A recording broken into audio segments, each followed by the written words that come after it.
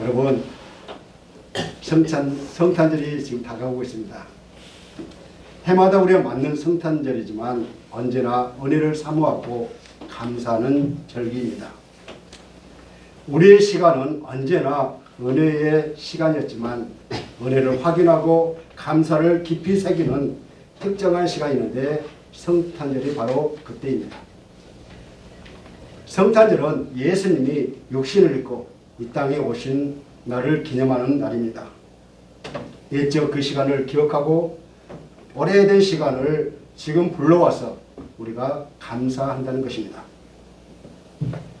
믿음의 사람들에게는 예수님이 오셨던 과거의 시간들이 단순한 과거가 아니라 오늘 구원이 우리에게 임했다는 것을 감사하는 요소로가 된다는 것입니다.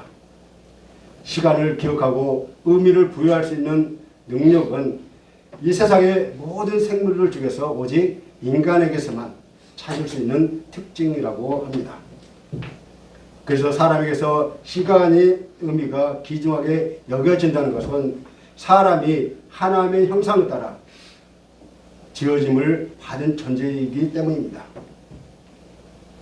하나님이 세상을 창조하실 때 날을 구분해 하셨는데 첫째 날부터 여섯째 날까지 창조하시고 일곱째 날은 쉬셨습니다.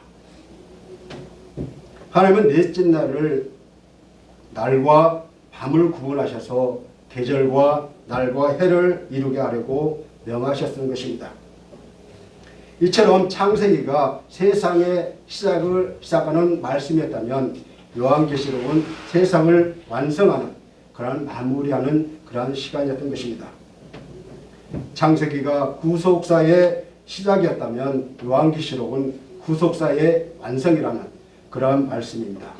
그래서 내용적으로 보면 예수님에 관한 계시이며 우리가 적응적으로 보면은 장차 이루어질 일에 대한 예언이라는 것입니다.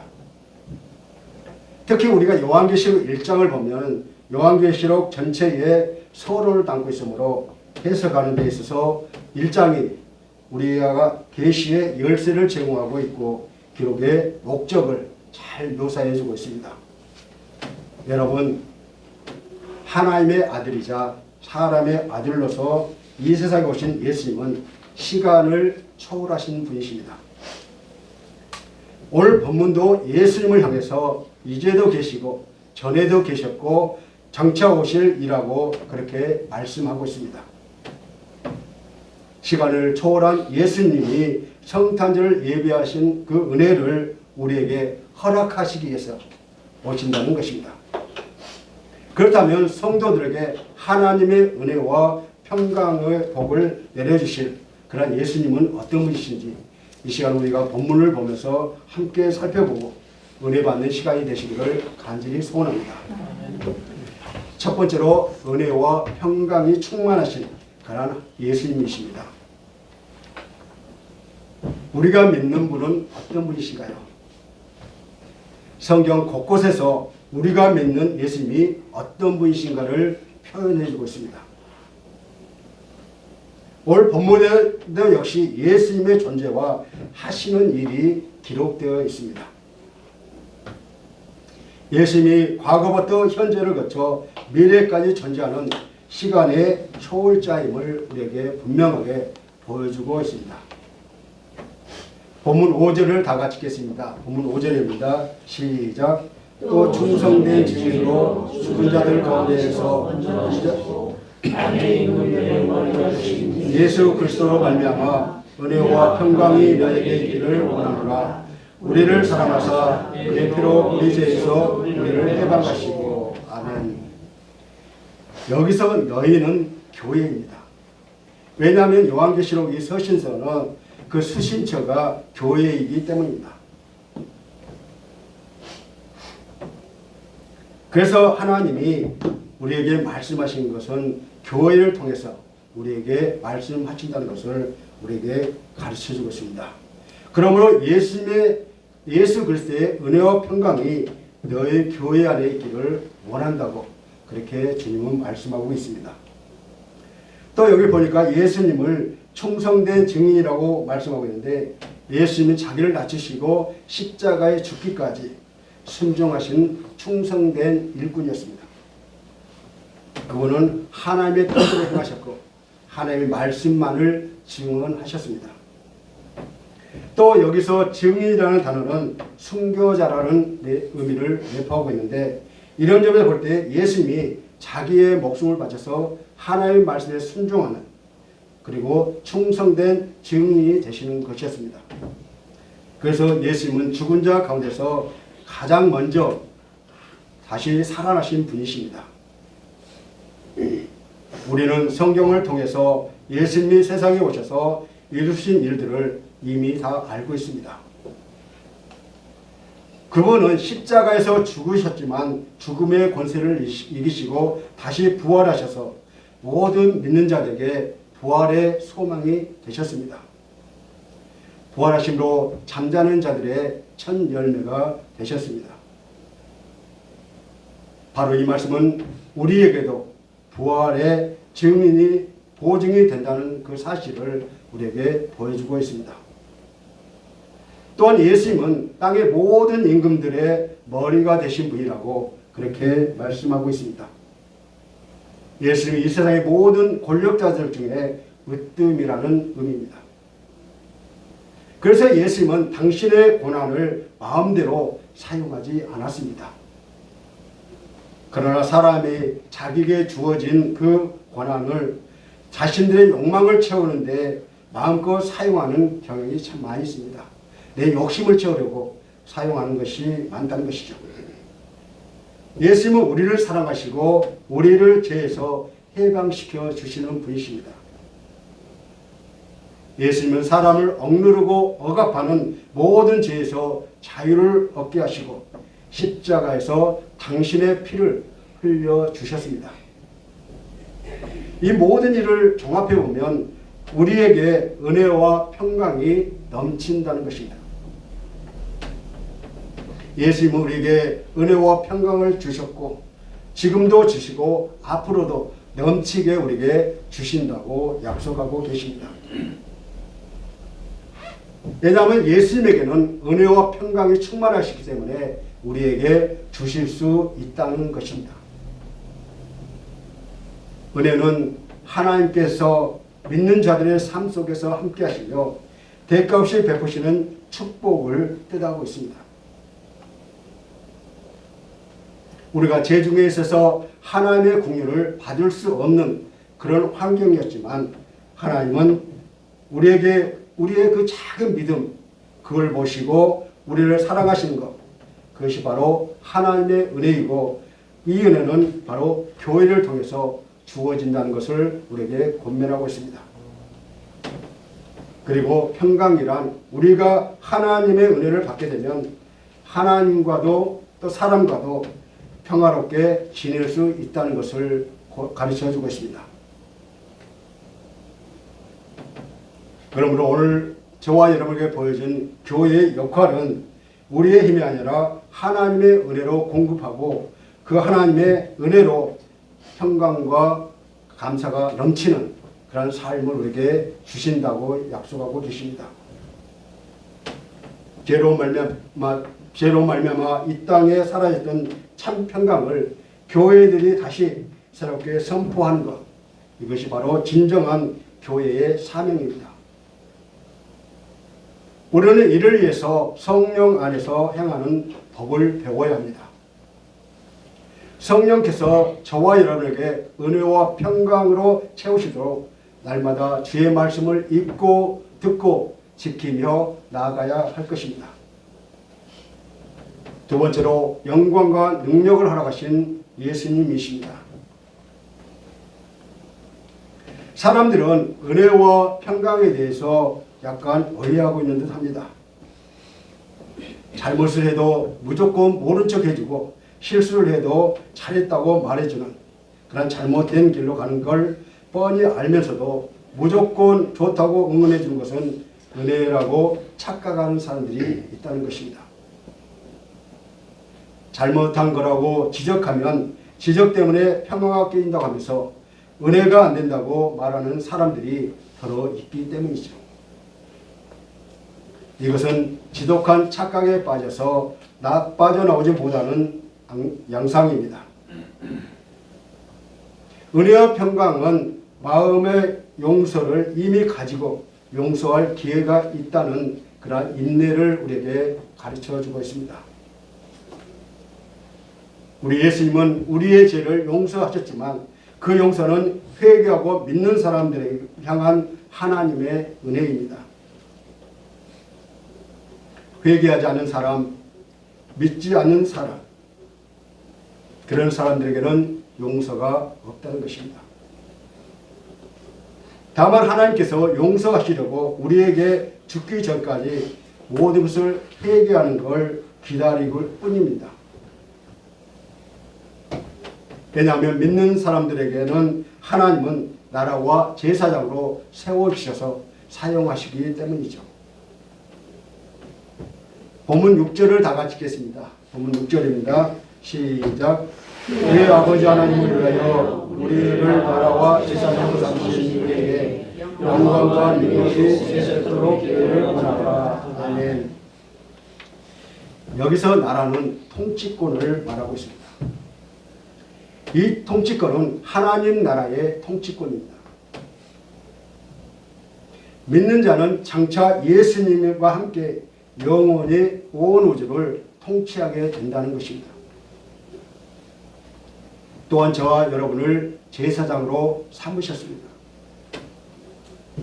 왜냐하면 예수 그리스도의 죽음에 의해서 자유를 얻고 구속된 모든 백성들은 첫 번째 부활에 참여하는 모든 사람들은 제사장 신분을 소유하게 된다는 것입니다. 우리는 이 세상에 살지만 천국 백성들입니다.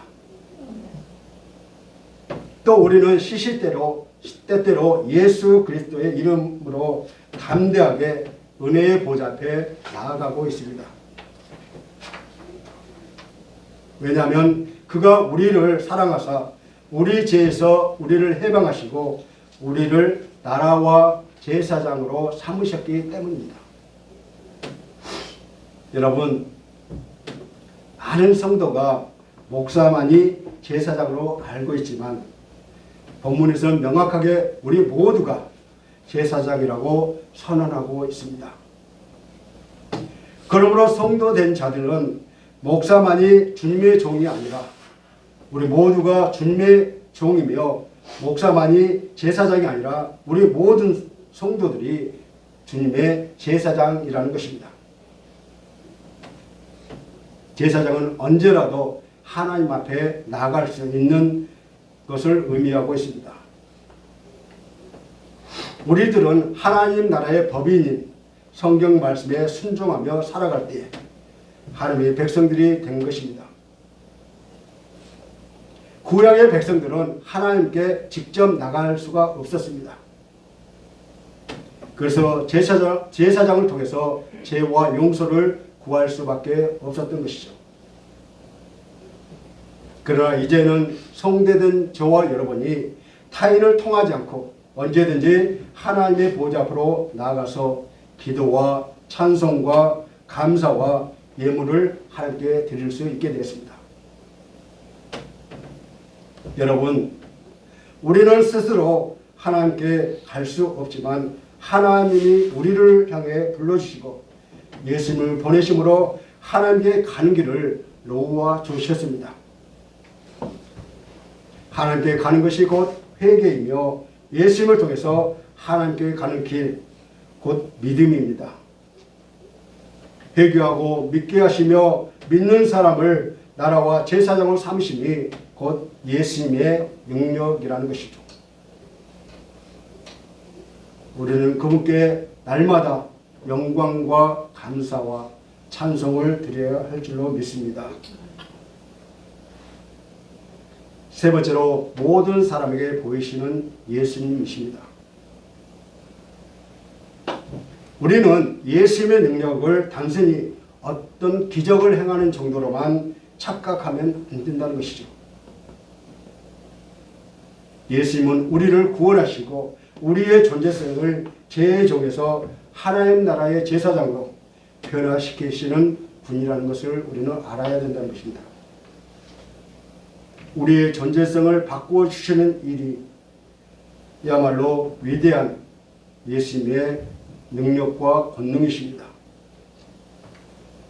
이대한 능력을 예수님이 우리에게 행하시니 그분의 영광이 영원무궁하며 세세토록 있을 것입니다. 그리고 예수님이 우리에게 다가오고 계십니다. 아기 예수로 오신 예수님이 부활 승천하신 이후에는 영광의 왕으로 우리에게 다시 오시겠다고 약속해 주셨습니다. 본문 7절을 다 같이 읽겠습니다. 본문 7절입니다. 시작. 볼지어다 그가 구름을 타고 오시리라. 각 사람이 눈이 그를 보겠고 그를 찌르는 자들도 볼 것이요 땅에 있는 모든 족속이 그로 말미암아 왜곡하리니 그러하리라. 아멘. 예수님이 구름을 타고 오실 텐데 사람들이 그분을 볼 것이라고 오늘 7절에서 말씀해 주고 있습니다. 여러분, 예수님이 구름 타고 오신다는 것을 여러분은 믿으십니까? 아멘. 우리의 상식으로는 잘 납득되지 않을 때도 있습니다.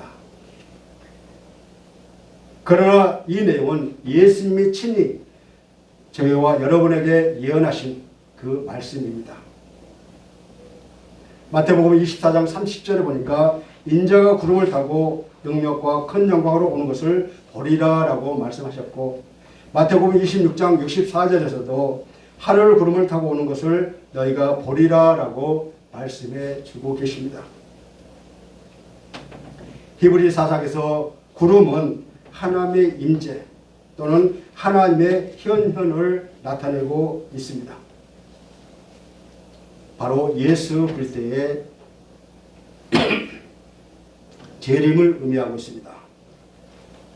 사도 바울도 사도행전 1장 9절에서 예수님이 승천하실 때 구름이 주님을 가리웠으며 천사가 그 모습 그대로 주께서 다시 오실 것이라고 그렇게 증거하고 있습니다. 그런데 예수님이 구름과 함께 임하시는 목적이 무엇일까요? 구원과 심판의 완성을 위해서 오신다는 것입니다. 그리고 예수님이 이 땅에 재림하실 때는 모든 사람이 예수님을 눈으로 본다고 그렇게 말씀하고 있습니다. 그 영광스러운 모습이 이 세상에 가득할 것이고 모든 사람들이 그 영광을 목격하게 될 것입니다. 그리고 예수님을 찌른 사람들도, 그리고 이날에 하나님을 부인하고 비방했던 그러한 사람들도 예수님이 오시는 것을 본다고 그렇게 말씀하고 있는 것입니다. 그래서 이날은 구원의 완성의 날이지만 주를 뵙는 날이고 모든 적그리스도인들은 심판의 날이라는 것입니다. 예수님을 핍박하는 사람들, 예수님에게 사형을 선고한 사람, 또 예수님을 몸을 창으로 찌른 사람들은 물론 예수님을 저주하고 무시하고 반대하는 그러한 사람들이 모든 죄악이 낱낱이 드러날 것이라고 이야기하고 있습니다. 하나님을 믿지 않는 사람들, 하나님을 믿어도 자기 소견에 오른 대로 믿는 이 땅의 모든 족속이 재림하는 예수님을 보게 될 것입니다. 그리고 언젠가 예수 그리스도께서 재림하시는 날에는 모든 인류가 하나님의 독생자 예수 그리스도를 인간의 죄를 위해서 죽게 하시고 이 땅에 보내셨다는 그 사실을 알게 될 것입니다.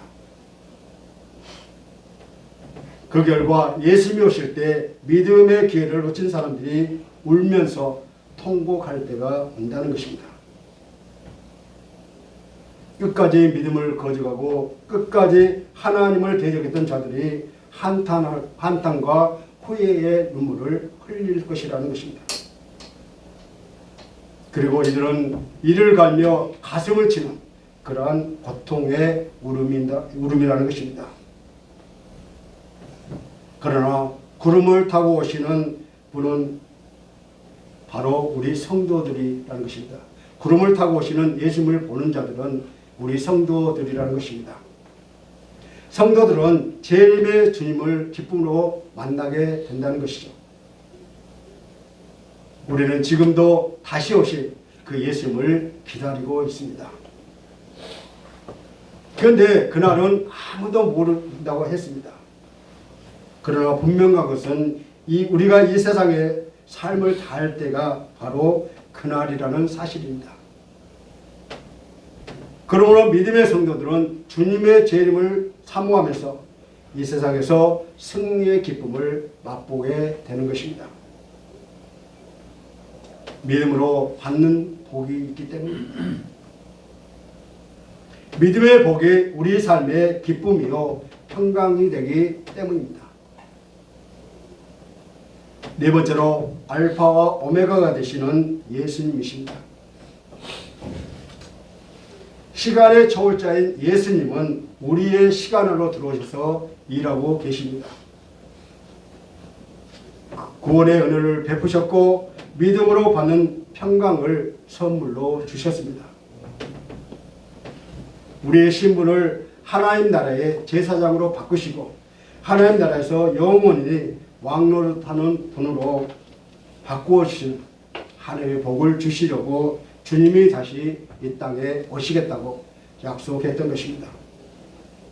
시간의 초월자이시기 때문에 우리의 시간에 들어올 수 있고 영광과 능력으로 우리와 함께 하신다는 그 예수님의 말씀을 우리는 분명하게 알고 우리는 다시 오실 예수님을 기다리는 준비하는 여러분이 다 되시기를 주님의 이름으로 간절히 축원합니다. 예수님의 시간의 초월자임을 확정하는 표현이 바로 8절에 나와 있습니다. 본문 8절을 다 같이 읽겠습니다. 시작. 주 하나님이 계시되 나는 알파와 오메가라. 이제도 있고 전에도 있었고 장차 올 자요 전능하시더라 하시더라. 아멘. 알파와 오메가는 그 계시록 21장 6절과 13절에 가면 처음이요 마지막이라는 그런 의미를 우리에게 보여주고 있습니다. 여기서 알파는 헬라어의 첫 글자이고 오메가는 마지막 글자입니다. 이는 예수 그리스도께서 존재하는 모든 것의 시작과 끝이라는 뜻입니다. 그분께서 이 모든 것을 시작하셨고 이제 재림하심으로 모든 것을 완성하실 것입니다. 예수님이 이제도 있고 전에도 있었고 장차 올 자라는 표현은 본문 4절에서도 언급되어 있습니다. 이런 과거, 현재, 미래에도 존재하시는 예수 그리스도를 지칭합니다. 8절에서 똑같은 말씀을 반복하고 있고 알파와 오메가까지 포함해서 연거푸 반복하는데 이것은 무엇을 의미할까요? 예수님의 존재성, 시간의 초월성, 우리의 시간 안으로 들어오셔서 일하심을 분명하게 강조하는 의도였습니다.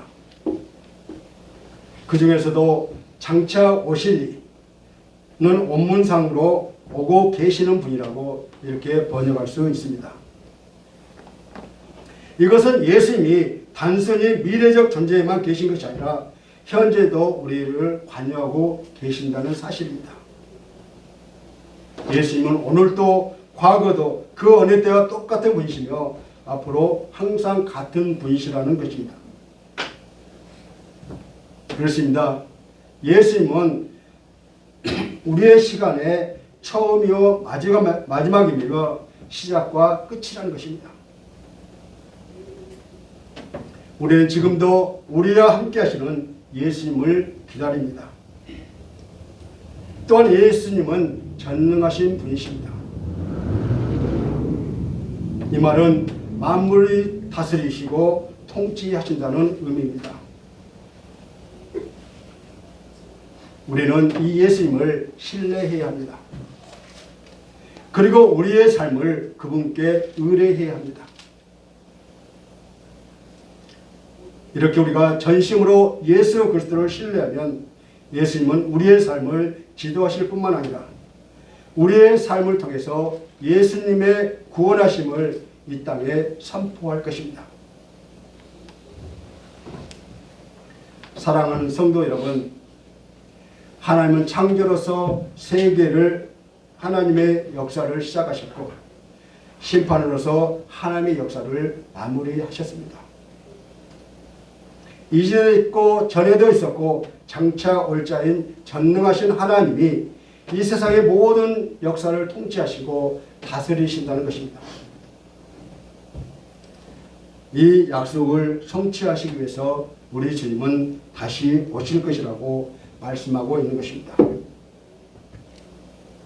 예수님은 저와 여러분을 하나님 앞에서 봉사하는 제사장으로 세우시기 위해서 십자가에서 죽으시고 우리의 죄를 정결하게 하셔서 제사장으로 따로 구분해서 세우신 줄로 믿습니다. 우리를 죄인에서 가장 거룩한 일을 감당하는 제사장으로 만들어 주신 것입니다. 오늘 또 우리는 거룩한 제사장으로서 늘 하나님의 은혜에 예배하고 하나님을 드러내는 삶을 사는 저와 여러분이 되시기를 간절히 축원합니다. 말씀을 맺겠습니다. 우리의 궁극적인 목적은 예수 그리스도밖에 없습니다. 우리가 의지하는 예수님은 우리에게 하나님의 은혜와 평강이 충만해지며 우리를 제사장으로 삼으신 영광과 능력이 무궁무진하시며 장차 모든 사람에게 구원의 날로 나타날 것이고 처음과 끝이 되시고 말파와 오메가 되시는 그러한 분이십니다. 오늘 이 말씀을 들은 우리는 주의 재림이 슬픔이요 낭망이요 절망이요 끝이 아니라 축복의 시작임을 아멘으로 받으시기를 간절히 소원합니다. 아멘. 아멘. 그래서 주님 오실 때 통곡의 편에 서지 않고 내가 진실로 속히 오시리라 할 때에 주여 어서 오십시오. 아멘. 주 예수여 어서 오십시오라고 응답할 수 있는 저와 여러분이 되시기를 간절히 소원합니다. 새 하늘과 새 땅은 우리의 것입니다. 우리 모두 재림의 주님을 소망하며 기쁨으로 살아가는 성도들이 되시기를 주님의 이름으로 간절히 축원합니다. 이 시간 나는 주님의 재림을 소망하며 그리스도인의 모습으로 살아가기 위해서 애쓰고 있는지 잠시 묵상하시겠습니다.